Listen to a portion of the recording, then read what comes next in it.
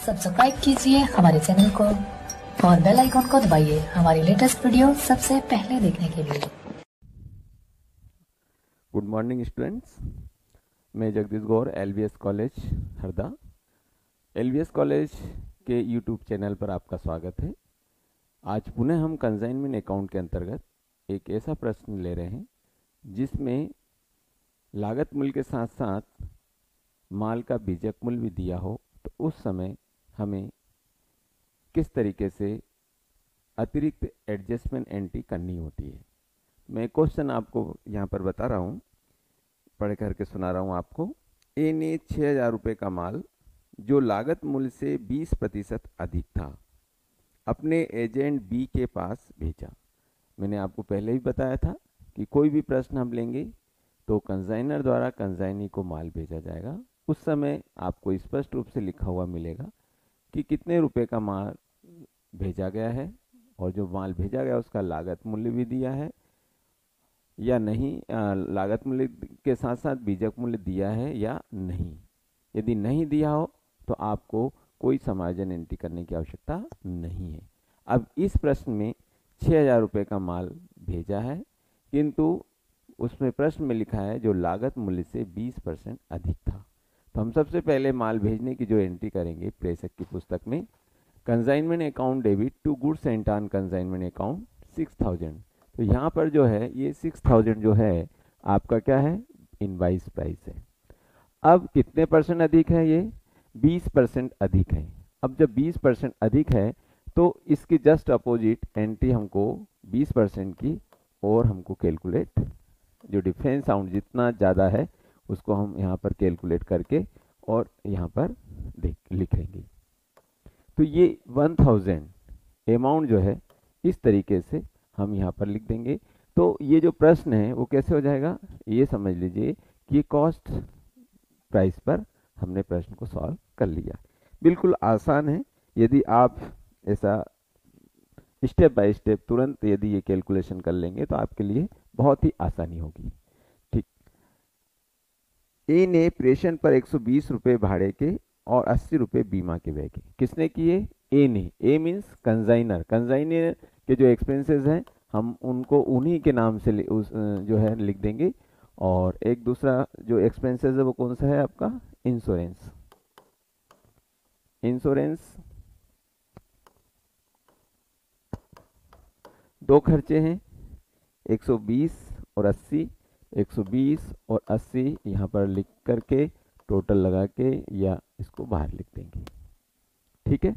इसके बाद दूसरी लाइन में लिखा, तीसरी लाइन में लिखा हुआ है आपको, उसने अपने एजेंट से 2,000 रुपये की एक स्वीकृति प्राप्त की जिसे उसने अपने बैंक से 1950 रुपये में भुना लिया, बिल डिस्काउंट कर लिया। कहाँ से, अपने बैंक से। किसने, कंसाइनर ने। किससे मिला, कंसाइनी से। जनरल एंट्री क्या होगी, bills receivable account debit to consignee personal account. Means यहाँ पर कंसाइनी कौन है, बी है, तो हम क्या लिखेंगे, टू बी। तो जनरल एंट्री क्या होगी, उस आधार पर हम पोस्टिंग करेंगे, bills receivable account debit to B. तो बी के क्रेडिट में लिखेंगे बाय बिल्स रिसीवेबल अकाउंट। ठीक है, बिल्स रिसीवेबल अकाउंट लिखेंगे। कितने का बिल मिला, 2000 का। अब इसको उसने अपने बैंक से भुना लिया और बैंक ने कितने रुपए काटे डिस्काउंट के, 50 रुपीज। 2,000 का बिल हम बैंक को दे आए। मीन्स ए ने 2,000 रुपये का बिल अपने बैंक को दिया, बैंक ने इसको कितने पैसे दिए, 1950 रुपये। यहाँ पर कैलकुलेशन किया हुआ है 50 रुपये डिस्काउंट का। कभी कभी आपको परसेंटेज दिया हो तो आप 2,000 पर, यदि परसेंटेज दिया होता है यहाँ पर, तो आप 2,000 का जो भी परसेंट दिया हो डिस्काउंट का वो उससे कैलकुलेट करके बिल डिस्काउंट अमाउंट निकाल लेंगे। यहाँ पर कितना है, 50 रुपये। हमने डिफरेंस अमाउंट कैलकुलेट कर लिया। अब ये खर्च किसका है, कंसाइनमेंट का है। तो जनरल एंट्री क्या होगी, consignment account debit to bills receivable account, किसकी, डिस्काउंट की। और पूरी एंट्री हम करेंगे तो क्या होगी, बैंक से, चूंकि इसको बैंक से डिस्काउंट करा लिया है तो जनरल एंट्री क्या होगी, cash account debit discount account debit.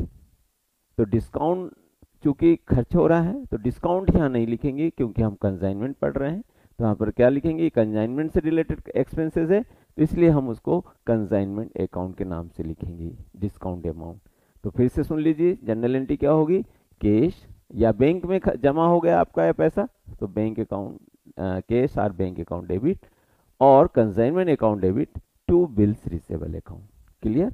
तो यहाँ पर जो है 50 रुपये हम बिल डिस्काउंट अमाउंट का लिखेंगे, ठीक है, उसकी एंट्री यहाँ पर होगी। क्लियर यहाँ पर। अब आगे हम चलें। एजेंट ने 3/4 माल 5,200 रुपये में बेच दिया। ये बिक्री से संबंधित बात दी हुई है, तो हम क्रेडिट में जब भी कंसाइनी माल बेचेगा तो जनरल एंट्री क्या होगी, consignee personal account debit to consignment account. तो कंसाइनी कौन है आपका, बी, तो वाइल बी लिखा हमने, और यहाँ पर क्या लिखेंगे हम, सेल्स लिखेंगे। कितने माल बेच दिया उसने, 3/4, कितने में बेच दिया, 5,200 रुपये में उसने माल बेच दिया, 5,200 में बेच दिया। और उसके बिक्री व्यय सेलिंग एक्सपेंसेस कितने हुए, 175, किसके, बी के, तो यहाँ पर 175 लिख दिया। एंड और 300 रुपये कमीशन के हुए, उसका कमीशन भी यहाँ आपको कैलकुलेट किया हुआ दिया हुआ है, तो हम यहाँ पर लिख लेंगे 300 रुपये। तो ये कितने हो गए, 475 रुपये यहाँ पर लिख लेंगे, ठीक है।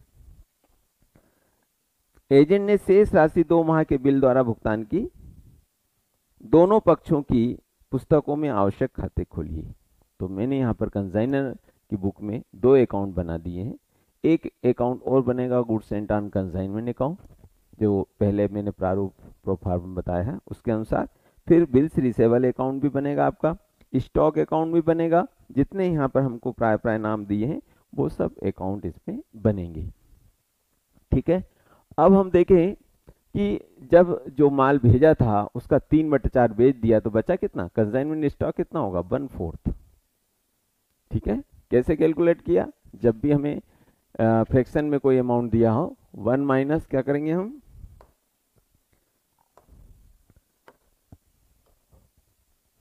इसे हमको कैलकुलेशन करना है, तो 3/4 सोल्ड कर दिया तो क्या हुआ, 4 में से 3 माइनस करेंगे तो कितना बचेगा, 1/4, ठीक है। तो 1/4 अनसोल्ड स्टॉक है जिसका हम कैलकुलेशन करेंगे। ये कैलकुलेशन भी बड़ा इजी है, सरल है। अब आप क्या कीजिए, इसका 1/4 निकाल लीजिए, इसका 1/4 निकाल लीजिए, अपने आप कैलकुलेशन इजी हो जाएगा, ठीक है। तो कॉस्ट ऑफ 1/4 गुड्स कितनी होगी, 6,000 इंटू 1/4, 1,500 रुपये, ठीक है। अब इसमें कंसाइनर के expenses, consignor expenses on 1/4 goods, ठीक है, कितने, 1/4 पर। तो कंसाइनर के एक्सपेंसेस कितने हैं, 200 हैं, तो 200 का 1/4 तो कितने होंगे, 50 रुपीज। अब यहाँ पर कंसाइनी के एक्सपेंसेस भी आते हैं, बट आएंगे कौन से, ट्रांसपोर्ट्स से लेकर के कंसाइनर ने अपने गोडाउन तक जो कुछ खर्च किया हो वही खर्च यहाँ पर हम लेंगे। बिक्री व्यय और कमीशन यहाँ पर कॉस्ट की कैलकुलेशन में, स्टॉक के कॉस्ट की कैलकुलेशन में शामिल नहीं करेंगे, ये ध्यान रखना आपको। तो ये कितना हुआ, 1550। तो स्टॉक का वैल्यूशन कैलकुलेशन करके हम यहाँ पर लिख लेंगे इसको, ठीक है, कितना, 1550 रुपये, ये हो गया, ये हो गया आपका। अब यहाँ पर आपने देखा है कि 6,000 इसमें इनवाइस प्राइस से हमने कैलकुलेशन किया, तो हम इसमें जितनी इनवाइस प्राइस ज़्यादा है, जितने कॉस्ट से जितना ज़्यादा अमाउंट है, उसको हम अपोजिट साइड लिखेंगे, और वो किस नाम से लिखेंगे, स्टॉक सस्पेंस के नाम से। तो स्टॉक सस्पेंस का अमाउंट कैसे कैलकुलेट करेंगे, है ना, स्टॉक कितने का है बताइए आपका, 1500, तो 1500 1500 20% ज़्यादा है तो 120,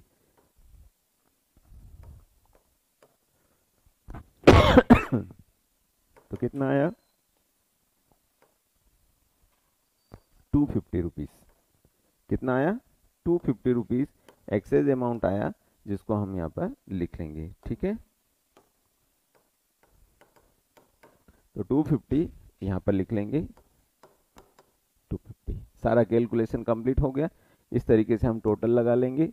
आपका क्रेडिट का टोटल पहले लगाएंगे 5, 7 और 7, ठीक है, 7750, 7750। और यहाँ पर लिखेंगे to statement of profit and loss account, difference amount match कर लें 6200, 475, 250 एंड 50, ठीक है। तो 775 ये आपका डिफरेंस अमाउंट होगा, तो वो क्या कहलाएगा, आपका प्रॉफिट कहलाएगा। क्लियर। कंसाइनर की पुस्तक में जब हम लेजर जो बनाएंगे वो कंसाइनर का बनाएंगे, ए का बनाएंगे। तो अभी यहाँ पर कंसाइनी का अकाउंट हम बना लेते हैं पहले, तो उसके आधार पर आप ये कर लीजिएगा, ठीक है। अब उसने क्या किया कि केवल बिल दिया था, अब बेचा कितने का माल देखो 5200, तो बी डेबिट हुआ, तो यहाँ क्या लिखेंगे टू कंसाइनमेंट अकाउंट, और कितना 5200, ठीक है। और जो उसने कहा है क्वेश्चन में लास्ट में क्या कहा उसने कि जो शेष राशि बची उसका क्या किया उसने, बिल ले लिया उसने 2 माह का। अब यहाँ पर और नाम दिया है एक बी का, तो बी क्या हुआ यहाँ पर क्रेडिट हुआ, तो क्रेडिट बी के क्रेडिट के लिखे क्या लिखेंगे बाय कंसाइनमेंट अकाउंट। जो एक्सपेंसेस और कमीशन है उन दोनों को हम यहाँ पर लिखेंगे। कितना है अमाउंट टोटल 475, ठीक है 475। और कहीं नाम है क्या बी का, नहीं है, बस इतना ही है। तो इधर का अमाउंट ये जो है 5200 यहाँ पर लेकर के आएंगे। डिफरेंस अमाउंट उसने बिल दे दिया है, तो क्या लिखेंगे बिल्स रिसेबल अकाउंट, ठीक है 5,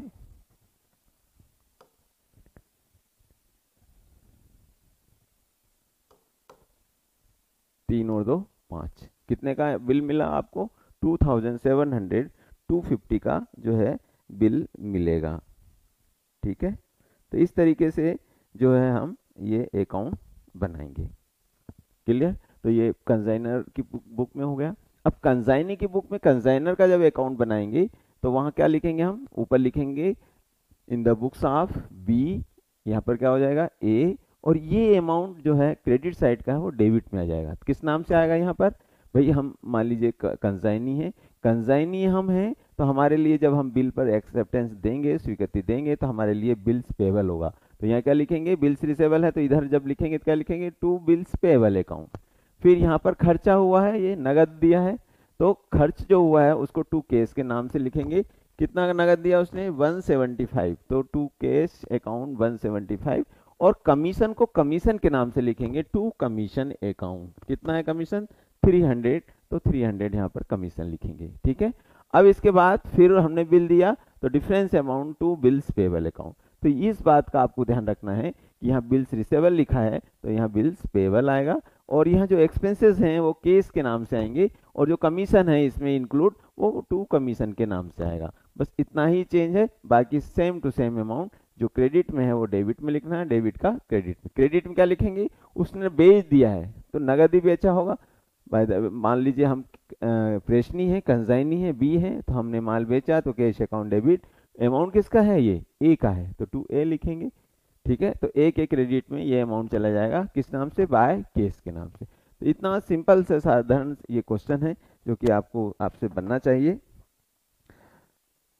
और ठीक इसी प्रकार से इसमें जो कमीशन के कैलकुलेशन है, 4 प्रकार का कमीशन। अब चूंकि उससे ज़्यादा रिलेटेड बात यहाँ पर नहीं दी थी, लेकिन फिर भी आप कमीशन के बारे में जान लें कि कमीशन जो है आपका 4 प्रकार का होता है। पहले भी मैंने आपको बताया है, यदि प्रश्न में दिया हो तो आप उस तरीके से आपको सेलिंग दी रहेगी, बिक्री दी रहेगी, और बिक्री के आधार पर आप कमीशन कैलकुलेट कर लेंगे। तो आज के लिए जो है हमारा कंसाइनमेंट अकाउंट का ये प्रश्न कंप्लीट हुआ, और नेक्स्ट लेक्चर में हम नेक्स्ट यूनिट 5th से संबंधित जो है पार्टनरशिप से संबंधित लेक्चर को देखेंगे, समझेंगे। और पार्टनरशिप साझेदारी लेखे कहाँ से शुरू होना है, आपके जो सिलेबस है उसमें इंसॉल्वेंट से स्टार्ट होना है, दिवालिया वसूली खाता बनाना है, फर्म के विघटन से स्टार्ट होना है, तो हम फर्म के विघटन से शुरू करेंगे। उसके बाद पहले भी हम थोड़ी साझेदारी के बारे में जानेंगे। तो आज के लिए इतना ही काफ़ी है। Thank you.